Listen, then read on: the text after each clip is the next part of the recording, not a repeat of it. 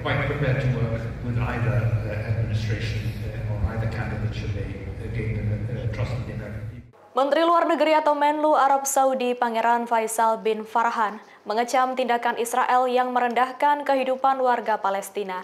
Ia bahkan dengan tegas menegaskan posisi Riyadh yang tidak akan menormalisasi hubungan dengan Israel tanpa adanya pengakuan terhadap negara Palestina. Dilansir Al Arabiya, hal itu ia sampaikan dalam wawancara dengan Inisiatif Investasi Masa Depan di Riyadh, Jumat 1 November 2024. Ia mengatakan tingkat kehancuran di Gaza telah memicu siklus yang menghancurkan semua pihak.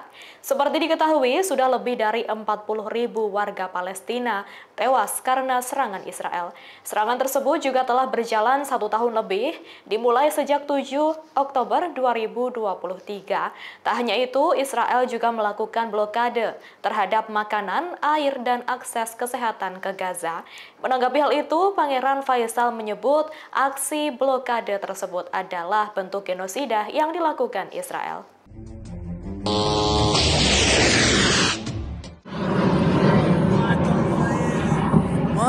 Situasi di kawasan Timur Tengah semakin memanas. Terbaru, milisi di Irak yang pro-Iran yakni Perlawanan Islam atau Islamic Resistance menembakkan drone ke Israel. Serangan pada Jumat 1 November 2024 itu menargetkan situs vital di dataran tinggi Golan, Israel. Dilansir Mer News, milisi Iran tersebut menembakkan 4 drone secara terpisah ke Israel. Dalam keterangan resmi, kelompok perlawanan Irak menyatakan 3 serangan drone mereka menargetkan Israel Selatan, sementara 1 drone sisanya menyasar situs vital di dataran tinggi Golan. Di sisi lain, media Israel justru melaporkan jet tempur mereka berhasil mencegat 2 drone milisi di Laut Merah. Drone tersebut diperkirakan diluncurkan dari arah timur. Sebagai informasi, serangan milisi Irak ke Israel terjadi setelah pasukan Zionis menggempur Iran pada 26 Oktober lalu. Saat itu, Israel menyerang fasilitas militer Iran di Ilam, Khuzestan, dan Teheran.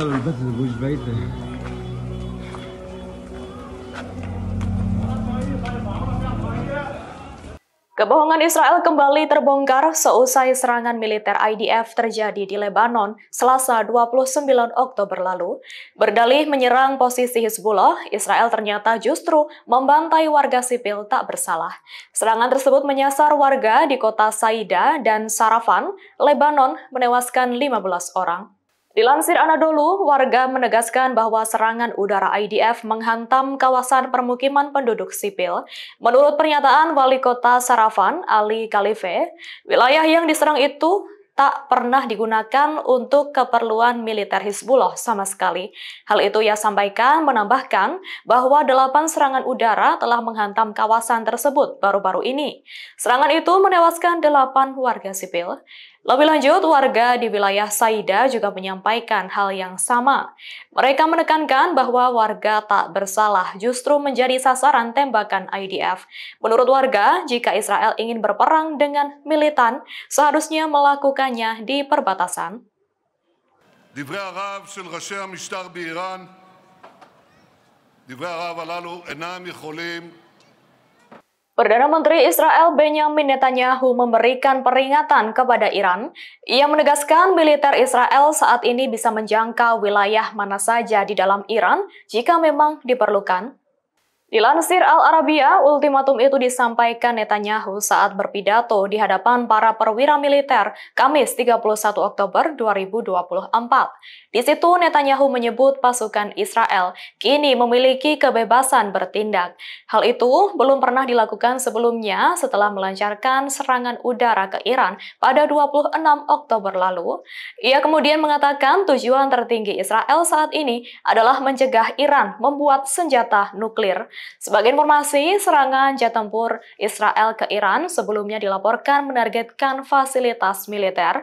Serangan itu adalah balasan atas ratusan rudal Iran yang membombardir Tel Aviv pada 1 Oktober lalu.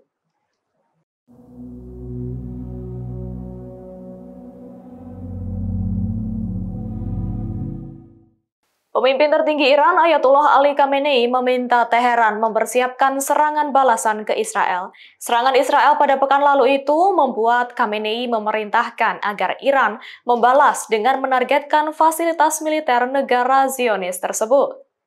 Dilansir Times of Israel, Kamis 31 Oktober, 3 sumber Iran mengatakan bahwa Khamenei memerintahkan realisasi rencana serangan yang sudah disusun Dewan Keamanan Nasional tertinggi. Susunan tersebut mencakup daftar kemungkinan target militer Israel.